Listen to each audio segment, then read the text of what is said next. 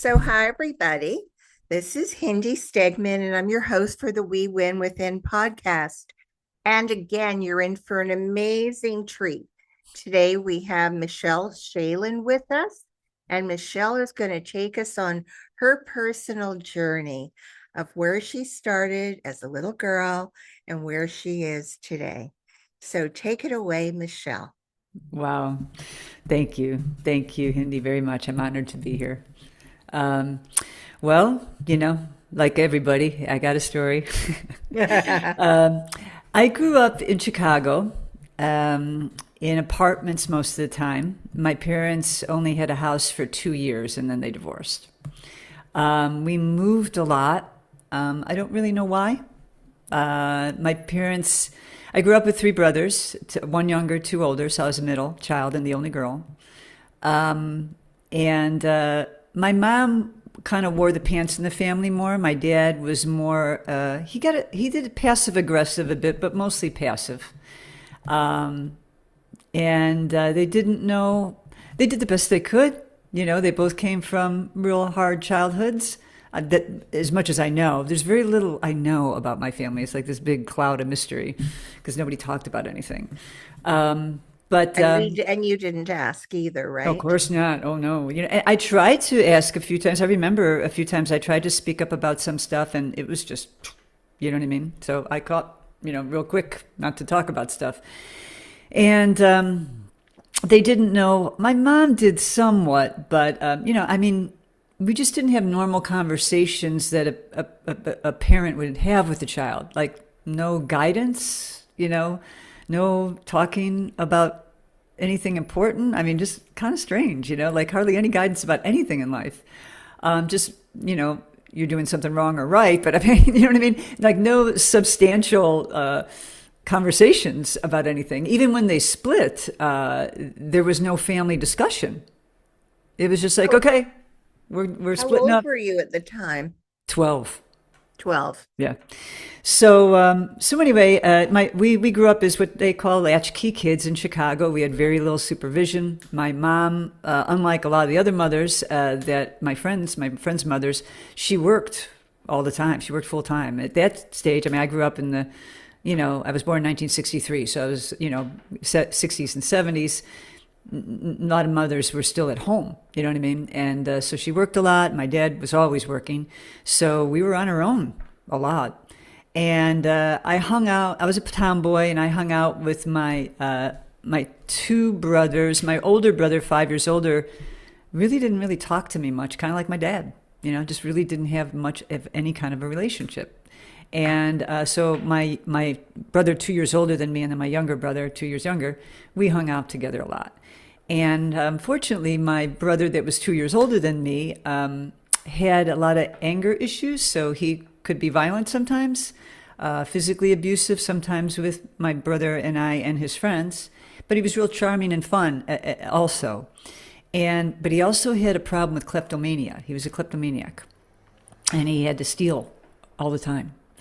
And he stole from jobs and stuff like that. But when he was younger, he stole a lot of things. And my younger brother and I were accomplices.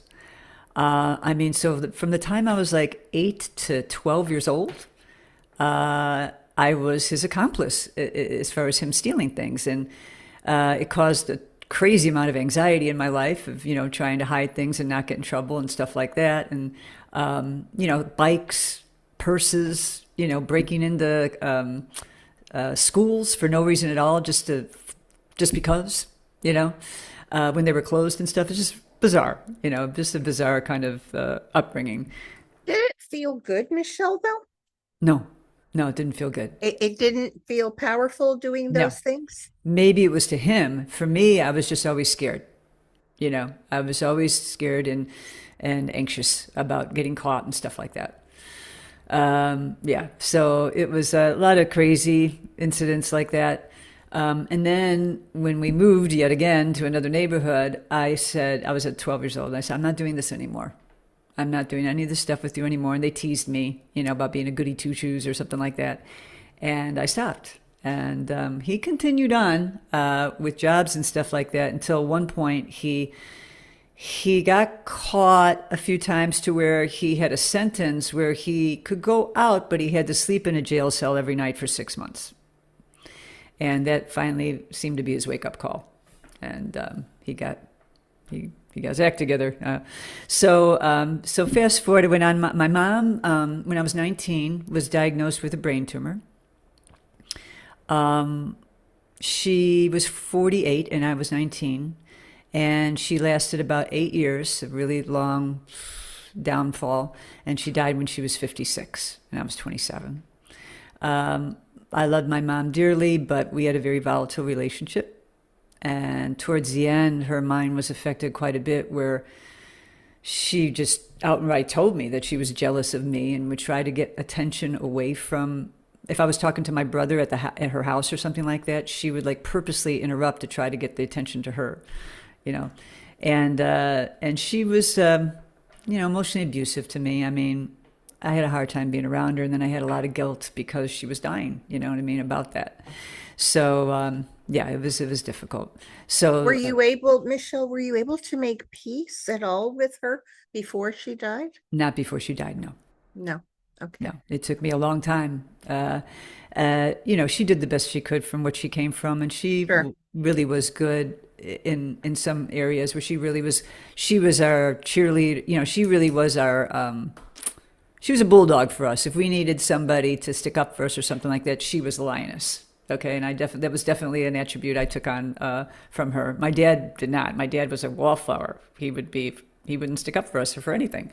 So my mom was always there for us, and she encouraged us to do certain things and stuff. She got me into Girl Scouts for a little bit and stuff like that, and encouraged me to get into theater. When I was a child. And that was really fun. So they did their best. My dad did his best too. I mean, I think my dad never was diagnosed, but I think he might maybe have some like Asperger's or something like that, because really socially inept, doesn't know how to kind of start a conversation. When my kids, my growing up, he didn't even like approach them ever to have a conversation, like ever.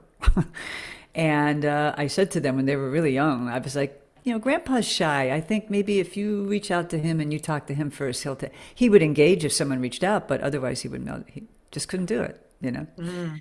So, and I saw my in-laws who were amazing grandparents. You know what I mean? I was just like, and at first I would get angry, and I'm like, Michelle, why did you think he was going to be this great grandfather when he doesn't know how to be a father? You know what I mean?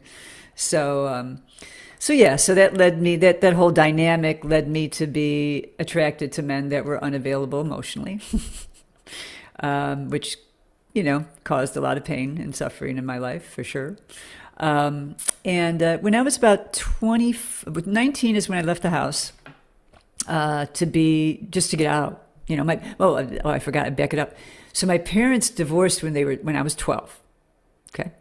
And then my mom went on to date men. My dad, I don't know if he ever dated anybody, like anybody. I've asked him, and he was like, no, you don't ever want to talk. Just nothing. Okay. She was the love of his life, but that wasn't the other way around. Okay. She loved him, but I don't think he was ever, I think she married him to get out of her abusive family situation. Okay. She cared for him and loved him. She got married when she was 19, had kids right away, 4 kids. And then they divorced when I was 12. And then my mom developed a brain tumor later. And my father offered to take care of her. And he said, I'll take care of you. And she said, well, I'm not just living with you. You have to marry me again. So they remarried. And then he took care of her until she died. She didn't do anything right. She became reclusive, agoraphobic, and she was very social. Drinking a lot of milk, smoking constantly. I mean, didn't get help emotionally or nothing. And it got to the point later in her illness where it was taking a real toll on my dad. And I was already, did I move yet? No, I hadn't moved yet down to Texas. This was in Chicago. And so we put her in a assisted living home. And within 2 weeks, she died because she didn't want to be there. It was amazing. Her will to live was, doctors saw her after she had been, all the operations and such she went through. They were just stunned that she was still walking. So, Was it hard for you to watch her during that oh, period? very hard, Um, very hard. yeah. And when I was about I was convinced that my mom got sick with a brain tumor because she had a fear of it. Apparently my grandmother had a brain tumor. I've never met my grandma. She died when I was before I was born. But she had this fear, and I believe she brought it into her life. And I believe also with all the repressed anger she had and everything, and that caused her illness. And I didn't want that to happen to me. So I got into the fitness field, and I didn't know about emotional health that much yet, but I got into the fitness field and was trying to be real healthy and stuff. Cause it was painful. It was very painful to watch her go down. To the point where I thought, probably a few years before she died, I remember just going, I think if she would just die, she would not be suffering so much. And then I had all kinds of guilt around that, even thinking that, you know what I mean? Right. So she passed, and then I got into I've talked to friends and stuff and telling them about my family, and they referred me to 12-step programs like Al-Anon and Adult Children of Alcoholics. I think my dad had a drinking problem, but he was functional. You know what I mean? But I remember when they divorced, and my mom would want me to ask him for money. When I talked to him, sometimes he would be drunk. I never saw him visibly drunk in front of me, but I saw my mom visibly drunk in front of me. Got really bad a few times when they were divorced. So they might have both. You know what I mean? So I led into that, and I was like, wow, like this is a whole community of people that are like talking about fear and resentments and their feelings, and I'm like. You know what I mean? Like, wow, I could probably talk about my stuff now, right? So I was really engaged in that. And I was a party girl around that time. And then I met a man, and I started going to open meetings where you have other people from other 12-step groups. So, you had like alcoholics that would go to the meetings, and, other types of addictions and stuff like that. And I met a man who I was dating a little bit, and he was like, well, maybe you got a problem too, and this and that. And I was like, well, I don't know, And so I went in, I was only 25, and I got into the community and started going to those Alcoholics Anonymous meetings.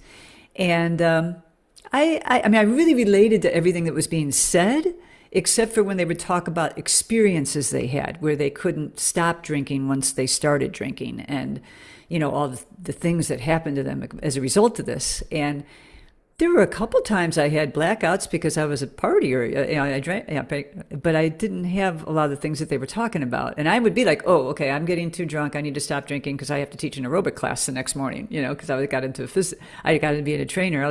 I was in with the Jane Fonda, leg warmers, the whole deal, and so, but I stayed in, and I met my ex-husband there, and we fell in love pretty quickly, and so we married, and it became a foundation of our marriage.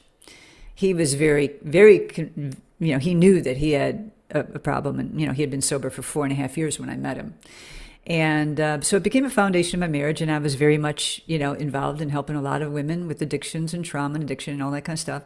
And I called myself an alcoholic, and I kind of was indoctrinated into the whole thing. And but every few years, I would say to my ex-husband, I don't know if this is really, like, I don't have still a lot of the stuff. And people would say, well, maybe your disease hasn't progressed as much, and you didn't have all the yets happen yet, because of that. And so I got kind of scared. I was like, well, okay, and I didn't want to cause problems in my marriage. So I stayed on, and it helped me a lot. It helped me with my confidence and, public speaking and, running meetings and stuff like that. I mean, I got a lot of great skills from it, and I was able to help a lot of people. And I worked the 12 steps adamantly, regularly, and I was very into improving myself. But there was one part of a step that nobody did was meditation. And nobody did it. And I was like, no, I know I should do this, but I don't really know how to do it. And back then there was no internet, and you know what I mean? And nobody would talk about it or anything. And so there was a big missing link in my healing. And then right around when I was 19 years sober, I learned about Workaholics Anonymous, which was definitely my thing. And so, because I got, from when I was a kid, I would get attention because I didn't get attention, I would get attention when I was productive, when I did things around the house, when I brought home good grades. Okay. So that, along with our cultural conditioning, I got the message of, okay, you're worthwhile and lovable when you're productive. So I just fueled into overachieving and became a workaholic. And so when that was presented to me and I found out about that, I was like, whoa, yes, this is definitely my thing. And so I stopped going to the meetings I was going to and started getting really active in Workaholics Anonymous. And I had a friend that was on the board and said, hey, if you want, we have an opening and you could be the outreach coordinator for the program. So that's what I did. And I would talk to the media. If they wanted to ask about our program or whatever in the community, I would be the one they talked to. And then I would send out a newsletter to the whole community and everything. And that really helped me tap into more, but that was my escape, which was doing and working and being busy all the time. My escape from the feelings that I hadn't processed yet, a lot of the unhealed trauma I hadn't processed yet, the feelings I had in my marriage, even though my husband was wonderful and we were a great team in a lot of areas. He still was about silencing my feelings, and he was emotionally unavailable and a lot like my family. So I was still repressing a lot. And, in our marriage, he went through, really depressive moments and didn't ever want to get help or talk to anybody. And because he was afraid of his own feelings and working on his own self, our relationship, when we talked about our relationship, basically the theme was don't change me, accept the way I am, and you're 100% of the problem because you can't control your feelings. So obviously that wouldn't be true for any relationship, but that's what I got over and over again whenever I tried to talk to him about stuff that, he was just so afraid to go deep inside and heal enough. He healed enough to where he wasn't drinking anymore, and that was good enough, But obviously it wasn't good enough for a nurturing relationship. And he was really, I understand more now, but I remember he was just always talking about how he hates change, and he really resented me from changing because I was growing. I mean, he met me when I was 25, and because he just was like stuck in the mud, didn't want to do anything. And I was all about learning, growing, and I tried to kind of pull him along with me for a little while, but for many years actually. But when I started meditating, things changed dramatically. And I started meditating when I had back surgery. And so it was interesting. I think back surgery was, I had several surgeries before that, a shoulder and a foot, stuff like this. But I think the universe finally was like, okay, we've given you several clues to slow down and you're not listening. So now we're going to make you slow down. And I'm regretful that I got the surgery, but at the same time, no, because that was the big experience that led me into meditation that totally changed my life. So did you meditate to get over the pain naturally? Is that what led you Yes. to the meditation? Yeah. So what I learned, I didn't know. I was, from my childhood, I told you I felt anxious and scared a lot. That became hardwired. Okay. And I didn't realize that what I was using fitness for, I became really obsessive with working out. I was using that, and I used it in a bulimic way also when I was in my early 20s. I had an eating disorder for a little while until I got into the 12-step program, and then I was working the steps, and then it went away. But I used exercise as my purge, okay? And then after, like I said, after being in the program for a little while, it just went away. But exercise became an obsession, and I used to joke and say that I was like a toddler, that I have all kinds of energy inside me. I need to run around before I can calm down. And it was really true. I didn't realize I was trying to get all this feeling of anxiety out with the exercise and expending that energy. Okay. And it worked great until I couldn't do that. Was just ripped from me. That tool to handle the anxiety, because that's what I was doing unconsciously, was ripped from me. Let me ask you something, Michelle. And, we talk about you can be an alcoholic, a drug addict, a food addict, a work addict. And underneath all the different things, is what? It's a coping mechanism for unhealed trauma. That's what addictions are. Mechanism for unhealed trauma. Yeah. And then we have the flavor that we decide we're going to choose. Or does Yes. it choose us? Uh, I mean, it can choose us if we have it in our environment as a kid, right? Oh, okay. You know, I think it's both. It can be both. Just depends on the story of the individual. You know. Um, yeah. So what I believe is, I've learned from my own experience, and I've deep learning from how trauma and addictions work with Gabor Mate, who I'm a huge fan of.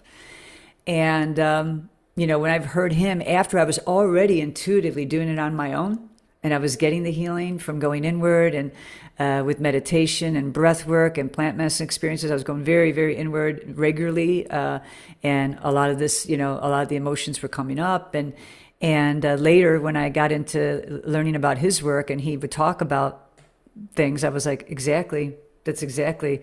He would talk about the 12. He said the 12-step communities is a great foundation, but they don't go deep enough to heal the trauma. That's why they have constant relapsing and jumping from one addiction to another. And he didn't say that, but that's what I said.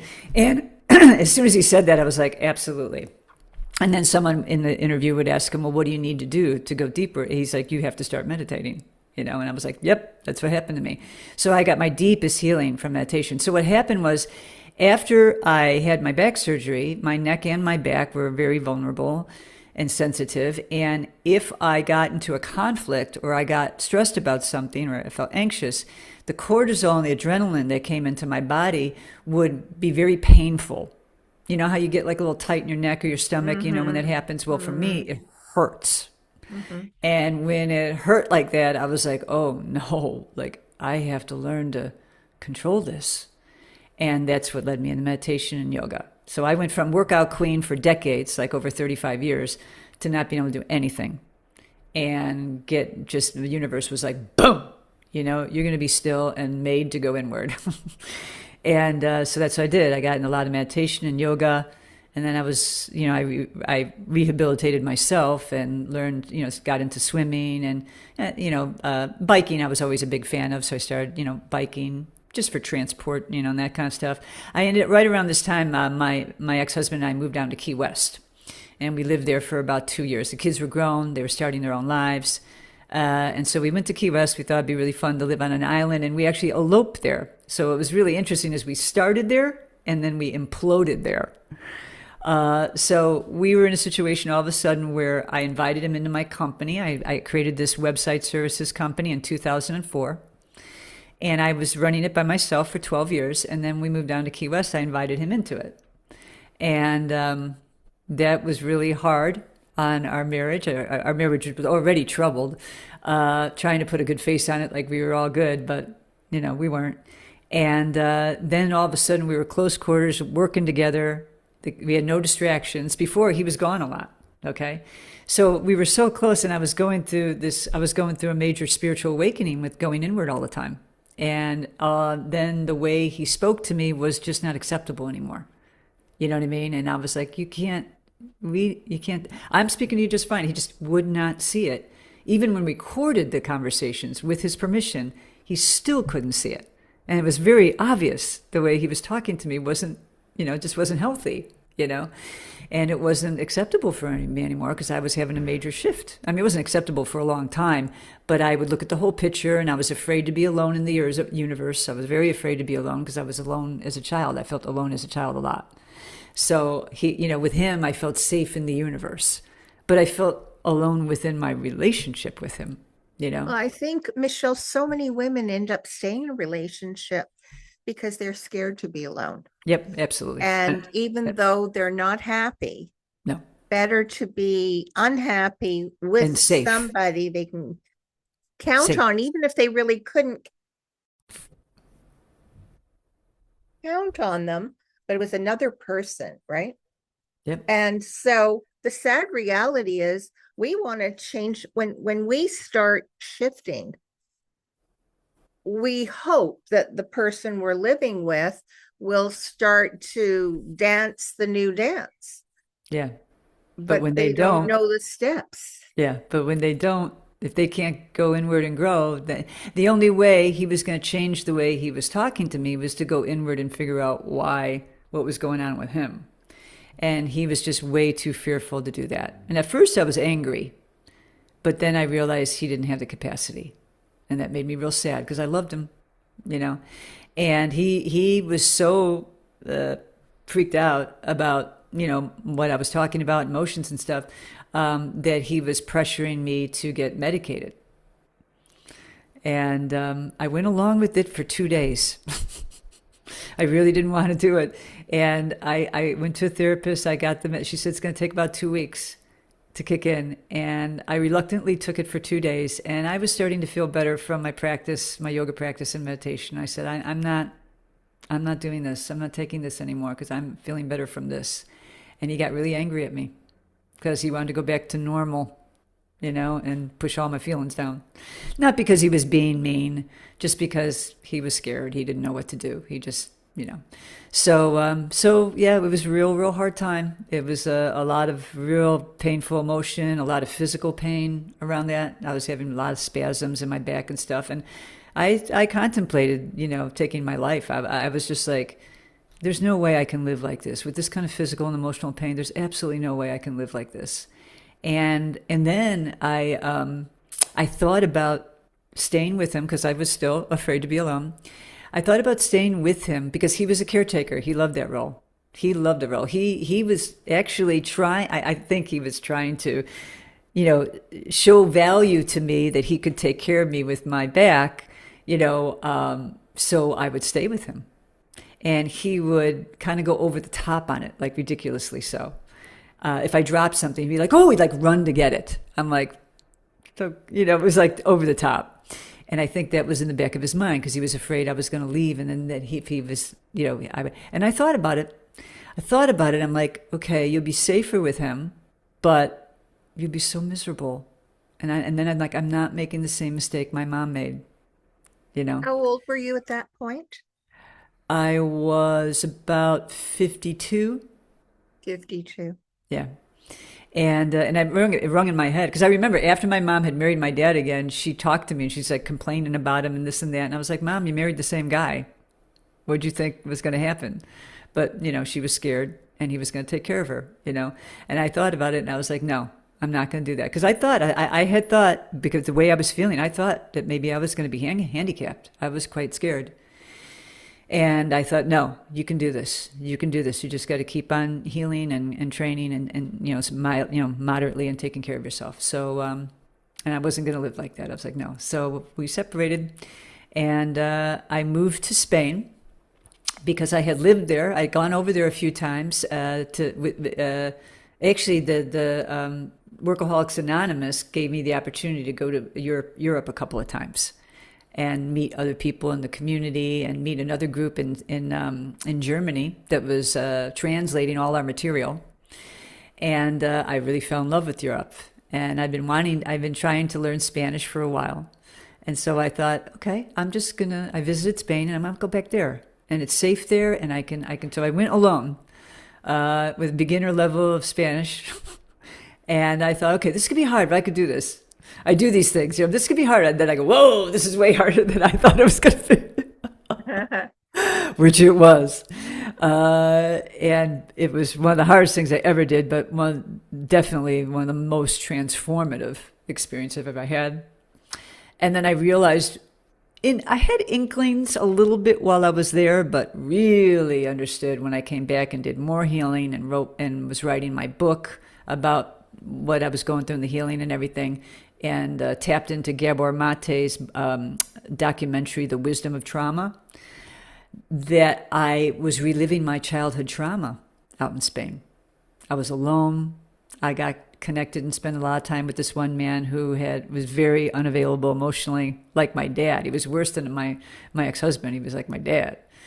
And just in that sense. Otherwise, he was not like my dad. He was more alpha. He wasn't a passive wallflower like my dad, you know. And we had a lot of good times together, but couldn't talk about any kind of feelings or anything. And I found myself like having thought patterns of like, oh, if I do this, he'll give me more attention, or just like my parents in my childhood. And I was like, oh, wow. And I recognized it, but I was doing this big trauma bonding with him, so it was real hard for me to pull away. I didn't understand it yet, and because I felt so alone there, I was making friends, but it takes time, and it's a different culture. I felt like I was living in a movie. Every single thing in my life had changed. Everything, what it looked like, the language, the work Michelle, I was doing. Michelle, explain trauma bonding. A lot of people don't know what that means. Okay, so trauma bonding is like if, two people have not healed from their trauma and they just fit like a glove because of it. Okay. So he was very much like my father. So a man that was emotionally unavailable was like hanging a carrot in front of me. You know what I mean? Like, oh, I act certain ways and try to do certain things to get their attention and give them, get their approval. All right. He was very interesting guy. He had abandonment issues. His father died when he was 5, and his mom had to work a real lot, so he was with a lot of people he didn't know. He had never been married. He never had kids. He never even lived with a woman. Okay, so he was very much into like MySpace and distance. You know what I mean? But then we would connect very passionately, sexually. And I felt safe, and it was a great escape for me of how I was feeling because I had a lot of anxiety when I was in Spain because I had so much emotion and I was alone trying to understand. I couldn't express myself like I'm doing now. I couldn't understand people talking a lot. It was hard. How long did it take you in that relationship to have the aha moment that you were reliving your childhood? Well, and it wasn't a committed relationship. Okay. That was very clear at the very beginning. And that was Right. fine for me at the time because I was separated from my ex-husband who was living in another country. He went to Australia. I went to Spain. And it was like, okay, maybe it'll work out. Of course, deep down, I knew it wasn't going to work out, but I was hoping that it would. Okay. And I said, we're going to live separate lives. 3 years later, we got divorced. So I had inklings of it with this man. His name was Pepe. I had inklings. He died, unfortunately, about almost 2 years ago now. I just go, oh, that's just like my parents. And I even said to them, I go, the way you are with not wanting to listen to my feelings, it's not good for me. It feels like my childhood. But I didn't really understand I was reliving my childhood trauma. I didn't understand that part. I didn't Did really you understand. negate your feelings in the beginning? Because I think very often, even though we might feel and and and we realize that's how I felt maybe when I was a child, you kind of dismiss it. You Yeah, I don't. did. Yeah. I mean, I saw it happen and then I just was like, I think it was just, I wasn't ready to deal with it. I was There not you go. ready. I was Okay. not ready to go there. Otherwise, I would have. You know what I mean? Right. I Hmm. acknowledged it. I acknowledged that this is like my parents. This is uncomfortable. I don't like this. And then I just was like, I'm not, I didn't consciously say I'm not ready to deal with it, but that's Right. what it was. That's what it was. And it wasn't until I came back home, and I had done, when I was in the 12 step, I looked at things, there's a lot that I don't remember in my childhood, but all that I could remember, I looked at resentments. I looked at fears. I looked at things where they came from, blah, blah, blah, blah, blah. I studied a lot with, dysfunctional families and understood where my family dysfunction was for sure. I understood a lot. But I know now that and I cried and thought I healed a lot with it. But I understand now healing isn't just like, oh, you do it one time and that's, done. I understand now that you go through waves of healing sometimes and you may cry about something that happened or something that didn't happen that you wish could have happened. And then maybe months or years later, you cry again and it's a deeper, deeper wave of that healing of the same experience. So that's what I experienced when I came back. And I watched this movie and I was starting to write my book and about my transformation and then I started weeping for 3 weeks about my childhood. Nothing new, just, so sad that I wish it were different kind of thing.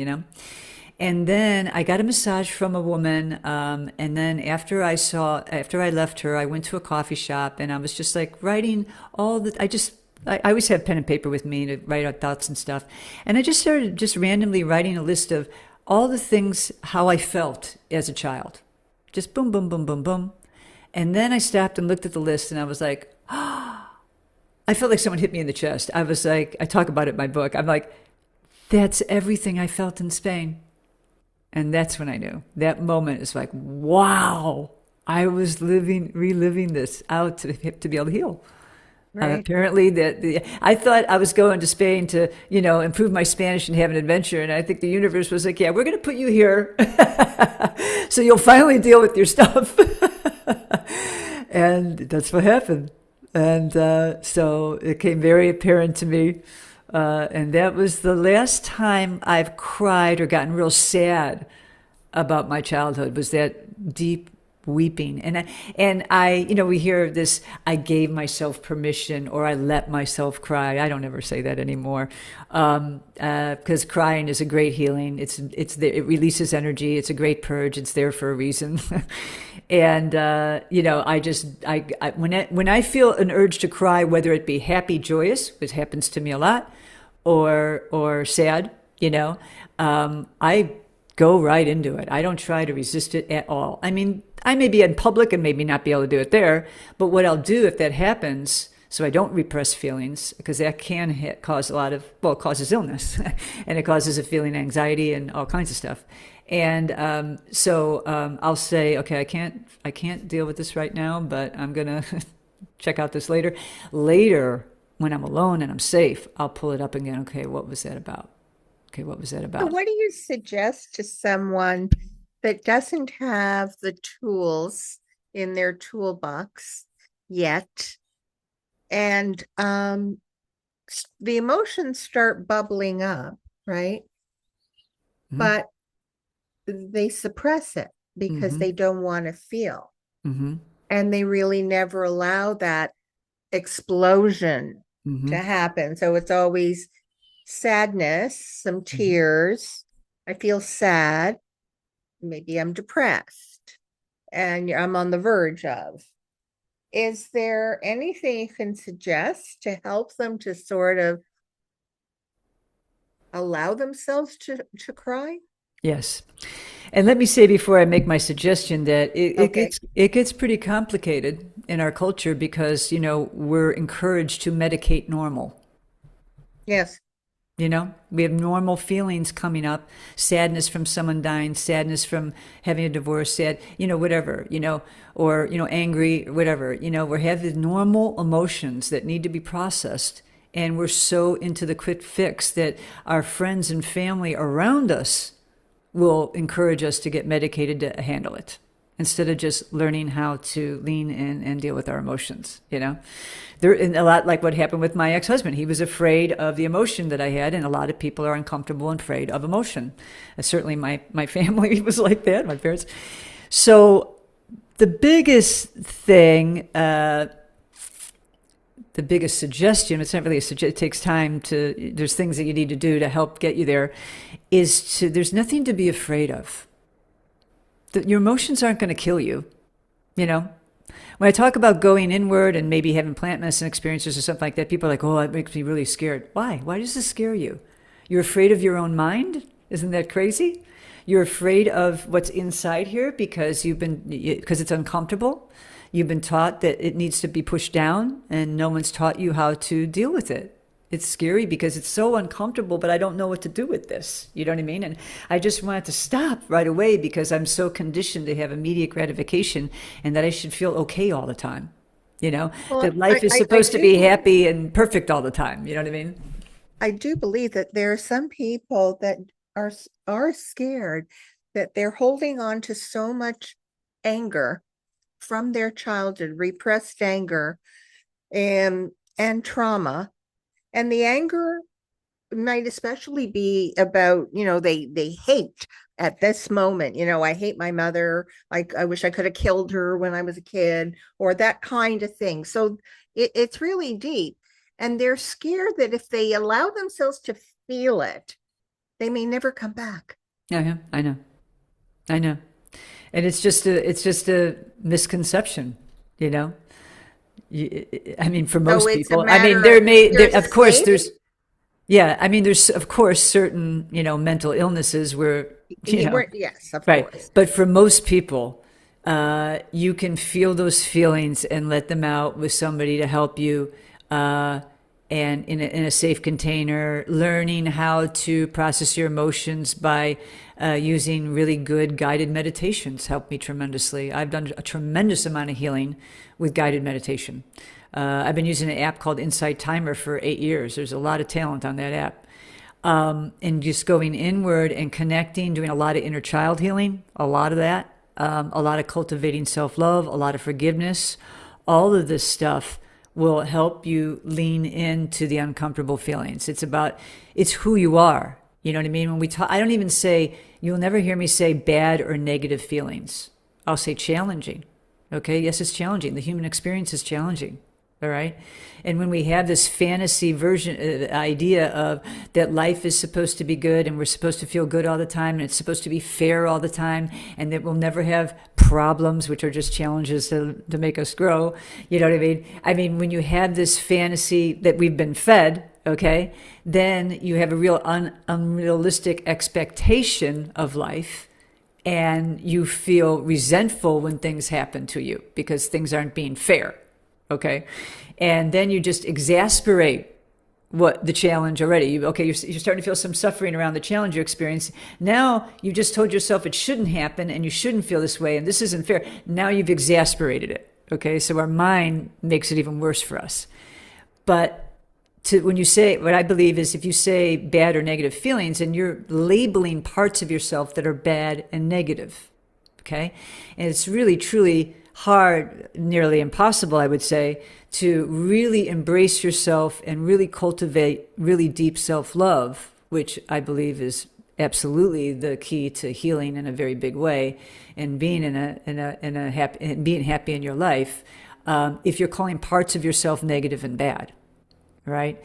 And understanding that these are all parts of you and to embrace. It's not becoming the better. I mean, you could say, okay, I'm becoming the better version of you. It's embracing everything about you.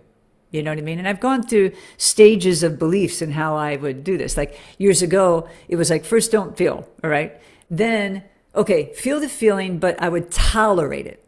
I would tolerate it while it was happening. I'd be like, okay, just it's going away. Just keep on breathing.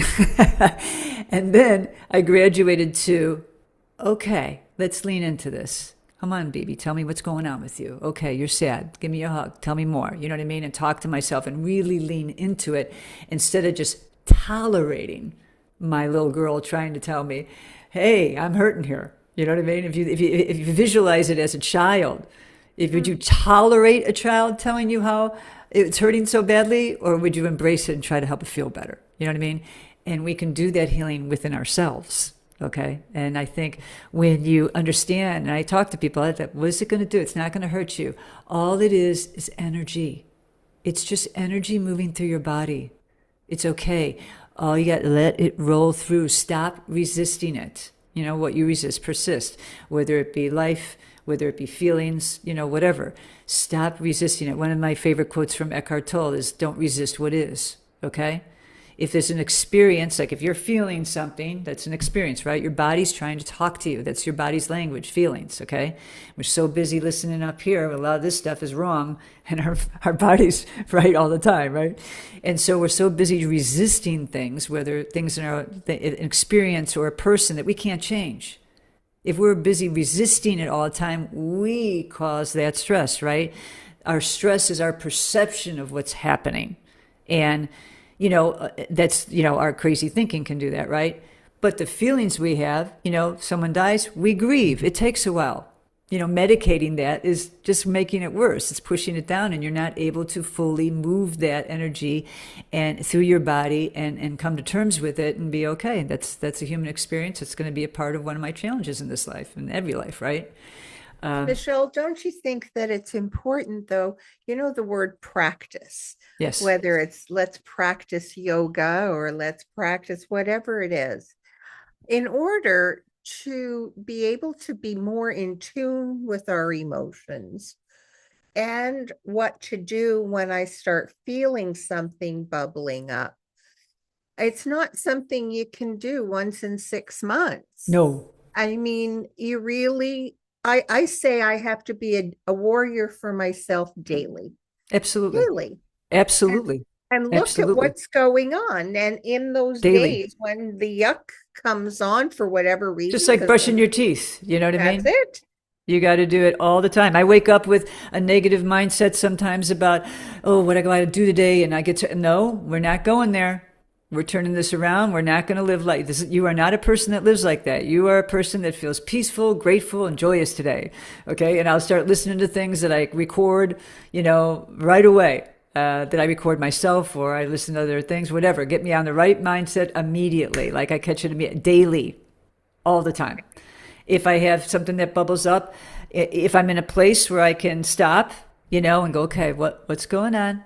Okay, I'm listening. What's going on? Sometimes I'll find myself, I'll push it down, and then I'll have to catch myself. No, no, no, no, no, we're not pushing this down. What's going on? Yes, it's a practice. It's a practice. It gets easier. It gets easier and you understand it and you become more aware.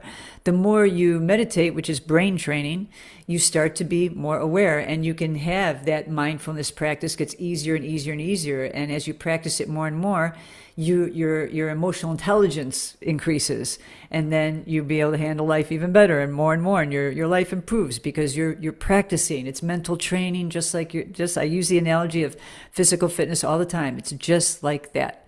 I was talking to somebody that said they wanted to work with me, and we were talking about this stuff, and we were just like this very similar conversation, and she says, "Well, that sounds like a lot of work." And I Right. said, yeah, it's called breath work, shadow work. It's like, it's work. It's mental training. It's work until you learn how to program your brain and learn how to process your feelings because you were never taught this before. And you were programmed in a way that's destructive for you. Okay. And she's like, well, when do you arrive? And I said, well, it's a lifetime process. You're doing this all the time, daily, throughout the day.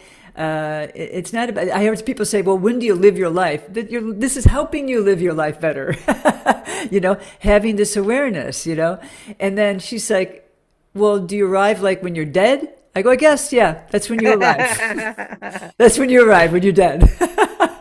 Well, I always say I'm a work in progress, Yes, you know? of course, that's what it is. It's just if you want to, it's the bottom line is if you want to live a happy, peaceful life with all the chaos going on around you, which is if you live in the modern Western world, that's it. That's what we live in. Okay, uh, you you have to have practices to help you.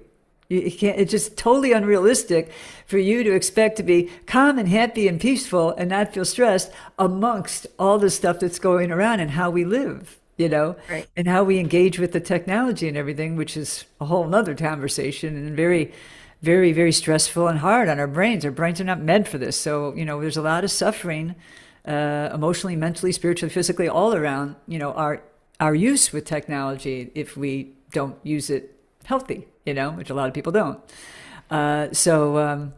Yeah, we need it more than ever. So yeah, it's a work in progress for sure. So I had major shift. In fact, I'll show you a little copy of my book. It's called Mindful Metamorphosis. And it has on the front of the book, it's me coming out of a cocoon.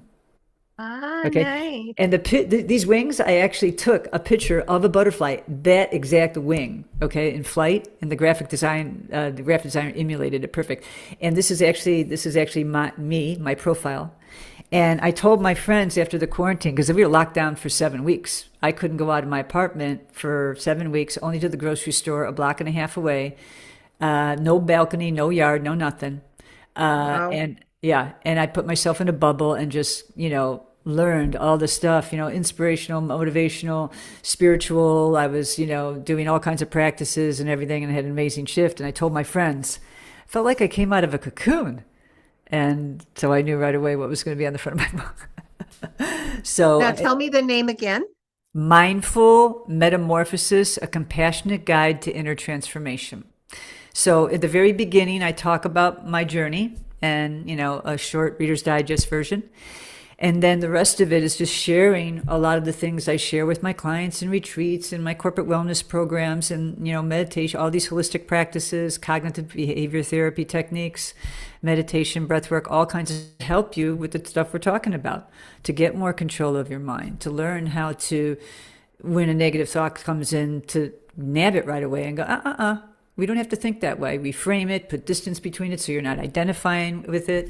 There's all kinds of really great techniques that absolutely are proven that this is how your brain learns. And you just have to repetition. Your subconscious is like a child. It learns by repetition, and it believes everything you tell it. That's why it's so easily influenced. And the great news is you can learn to program it just like you were programmed. Okay. And so I share all that kind of stuff, and all kinds of practices, and how to heal from trauma, and deal with your emotions, and learn, cultivate self-love, all kinds of stuff.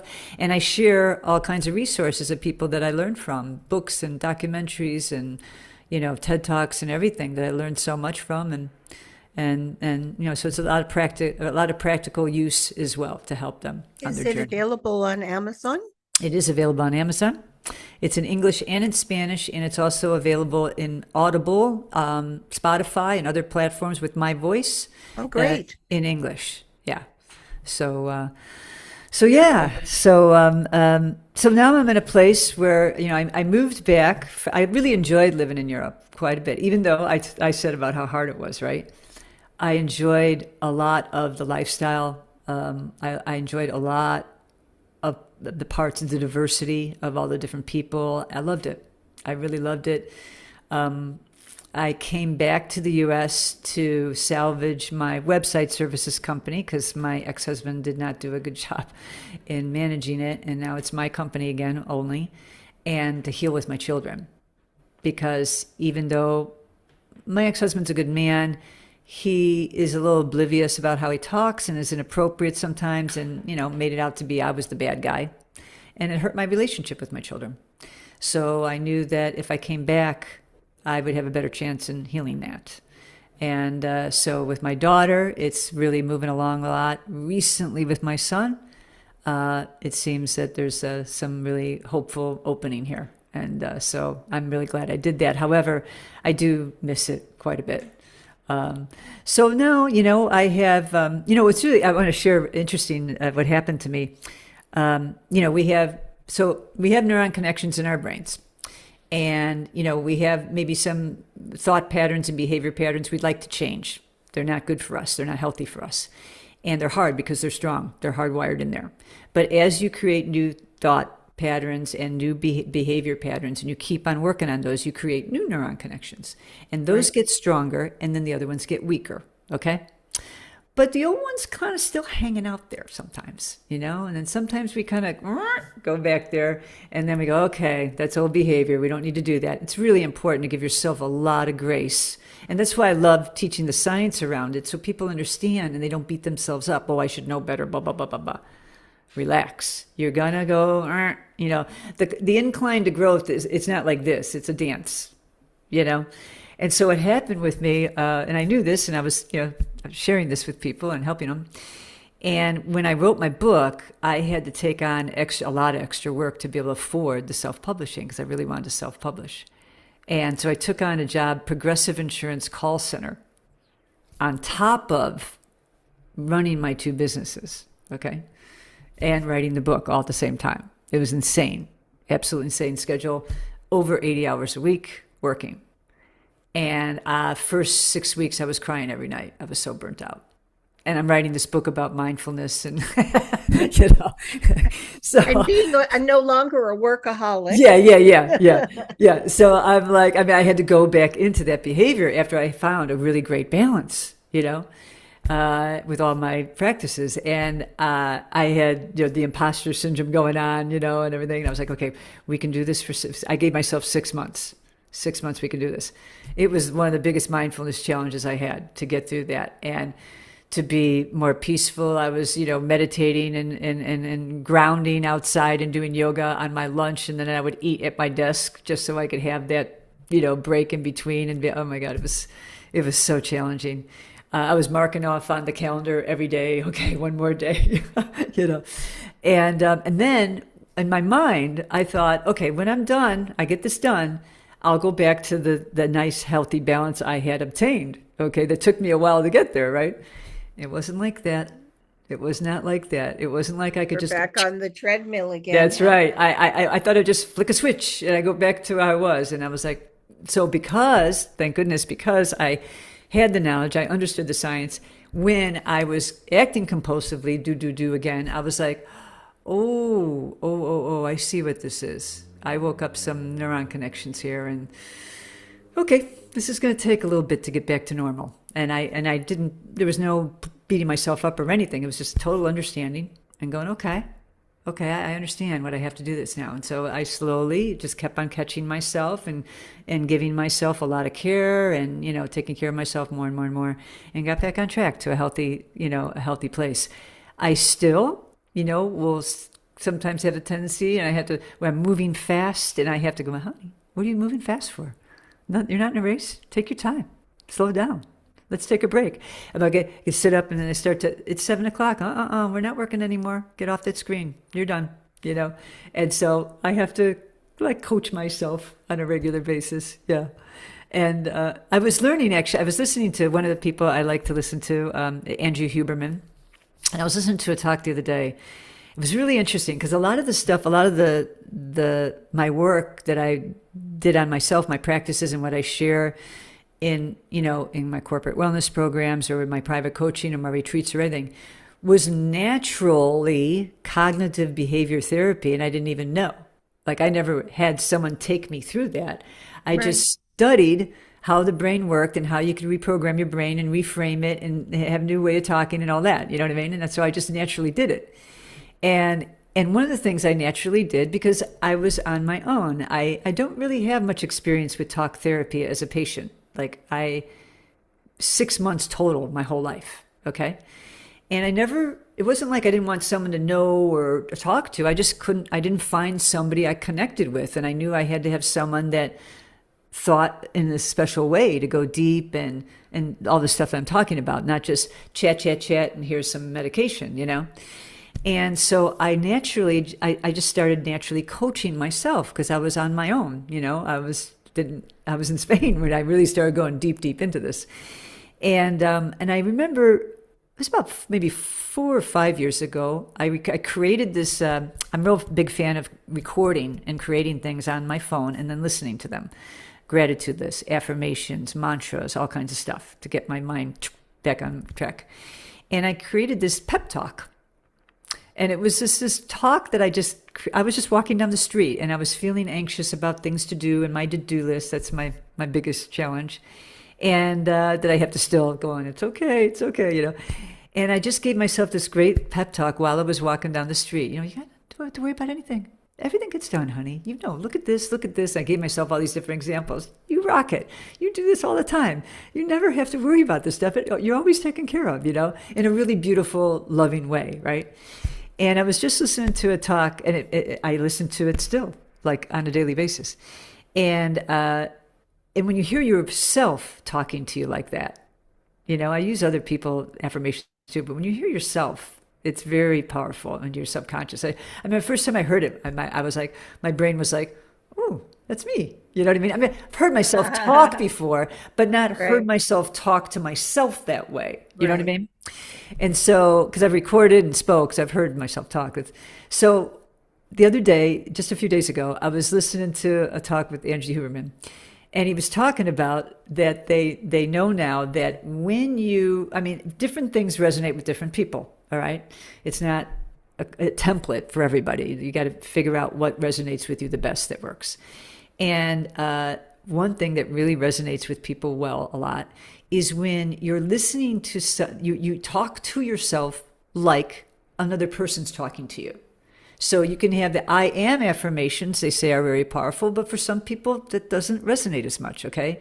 Instead, I am a strong person. Instead, hey, you are a person who's really strong and you know how to take care of this, okay? So, do the things you need to do. You can do it. You're strong. You got this, like that kind of talk, so it was just like my pep talk, and he was talking about how you can reframe and talk about things like that, but use it like a coach. And then it's like, the reason why it's profound and very effective on your brain is it's like you're identifying with being that type of person. And that's really strong, right? That's why people have such a hard time breaking from negative thinking is or negative habits. If I'm a smoker, I'm a smoker. I can't quit smoking. You're right. You're never going to quit smoking if you keep on saying you're a smoker.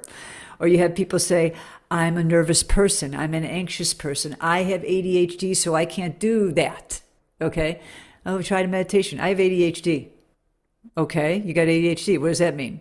I can't meditate. That's not right. No, that's not what that means. You know what I mean? But people, they identify with the labels, and we're so big on labels, right? As soon as they get this label, oh, I'm identified to that and I can't. Just like my work addiction, I was identified with, working, working, working. You know what I mean? So it's really great when you have this way of talking to yourself like a coach, say, no, you're the kind of person that does this. And then, that's the kind of person I'm at. So it can go in a positive direction too that way. And then You you're more know, likely to behave that way. That person does, that's really great because I was going to say, um, can you give me a pearl of wisdom that we can share with the people? And you automatically did it without me saying, can you give me a pearl of wisdom? Because that's a beautiful pearl of wisdom. And you're right. Some of us can do I am statements and it just I am this and I am that, and it works. And for others, they need to hear it in the second person or whatever, and whatever works for you. I That's mean, right. I create songs for to myself, That's yeah, that's beautiful. and I sing it And now I to know, me. okay, so here you are. You're already, because there's a lot of ways to meditate. The common Right. denominator is just consistent focus on something, right? So you're writing a song, which is meditative, okay? You're very focused on writing the song. So you're getting that brain training there. And then you're listening to it. So you're getting this wonderful affirmation and this brain training that way too. I mean, it's like a double whammy. That's fantastic. That's a double whammy of healing, you know? Well, for me, meditation is not sitting quiet. So I learned years ago it's dancing, it's There you movement, go. right? It's movement because it That's right. takes me out of where I am. So when I add the words to my little ditty And that you I dance. create, and I dance. Dancing is so beautiful because it gets the movement, you're releasing energy, you're focused, you're in a meditative state, you're in a present state, so you're peaceful and you're raising your vibrations all at the same time. I mean, it's beautiful medicine, you know. And animals and children will vibe on it right away. As soon as you start doing it, they go right away and they catch on. And my dog wants to start dancing with me as soon as I start dancing a little bit. I mean, I can get into it for 1 minute. And he's like, yeah, let's go. You know?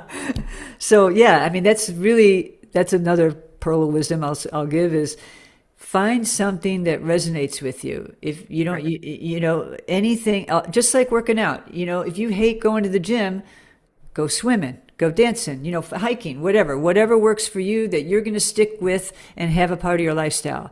It's the same thing with mindfulness exercises and meditative kind of practices. Find something that you enjoy and that you will stick with, because that's when you'll have it in your everyday life.